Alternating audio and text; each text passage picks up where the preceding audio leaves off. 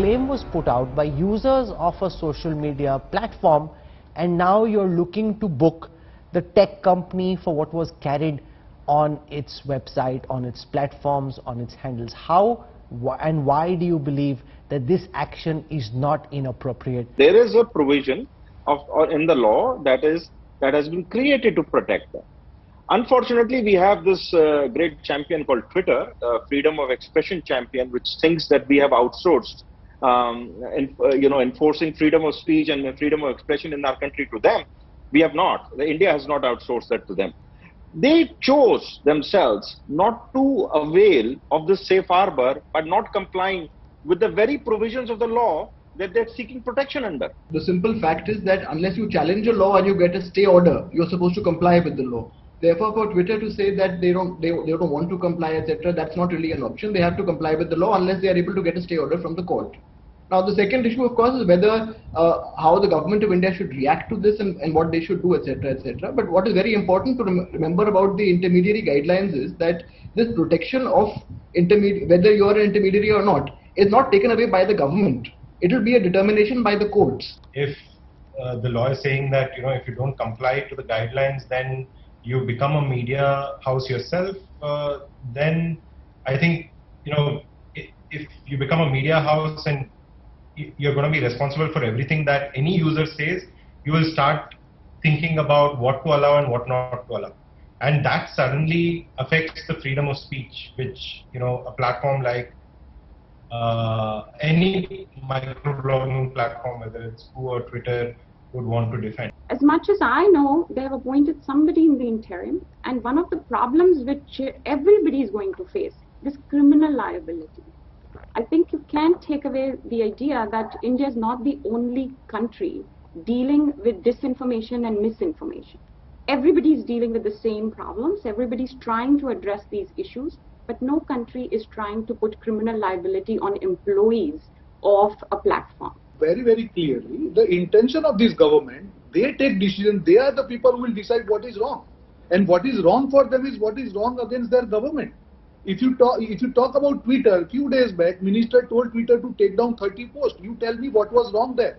They were displaying the COVID failure of this government, but that is wrong for the government. That was not wrong for the country. Did you or your body recommend extending the gap between the two doses of Covishield vaccine from 6 to 8 weeks to 12 to 16 weeks unanimously? Rajdeep, I would like to give you some evidences which indicates the scientific basis of this decision. There are other countries which are using 12 to 16 week interval, including Canada, Sri Lanka in our neighborhood.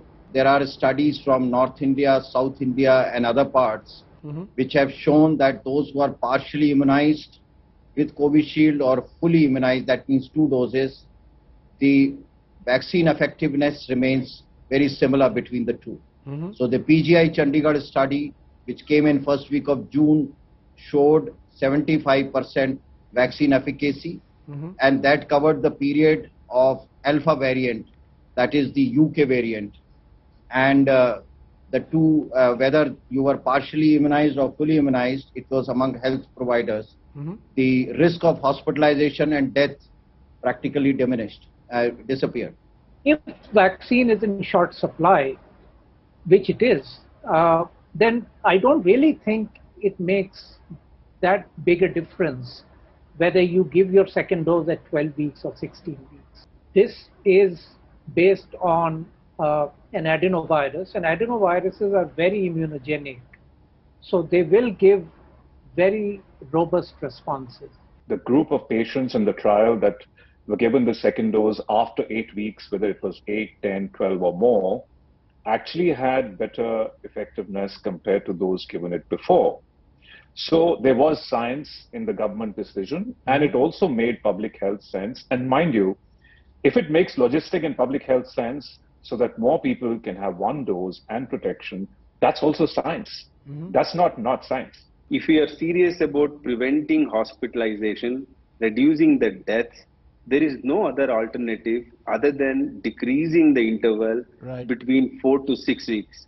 So 4 to 6 weeks is what I would recommend for everybody, But if there are problems with supply constraints, then at least for the vulnerable definition, according to me, is not just the 45 years and above, but any person with comorbidity, irrespective of the age.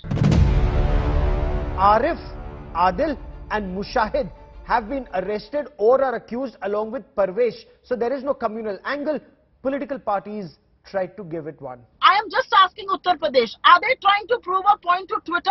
Because as far as this case is concerned, whatever the legal realm is, whatever the logical thing to do in a case like this is, the government and the police should do this. Okay. What are you trying to prove as far as Twitter is concerned? You are Fair only enough. trying Ma'am, to you've made the point about the immediate case. I'll come to Twitter in just 30 seconds, but Shazia Ilmi, please respond. So our lady was not able to answer the question because clearly this is being bandied around as a communal hate crime and it is not.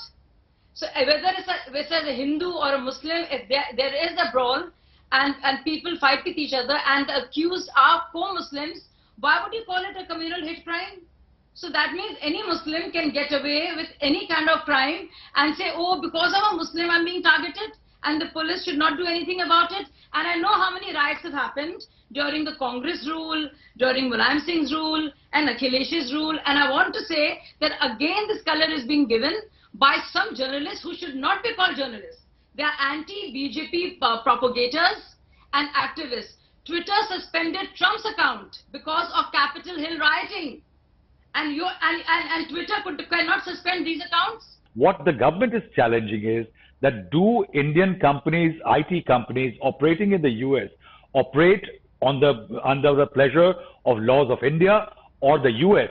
If Indian companies follow US laws, then Twitter needs to follow Indian laws. Fair enough. Good, bad or ugly can be settled by court.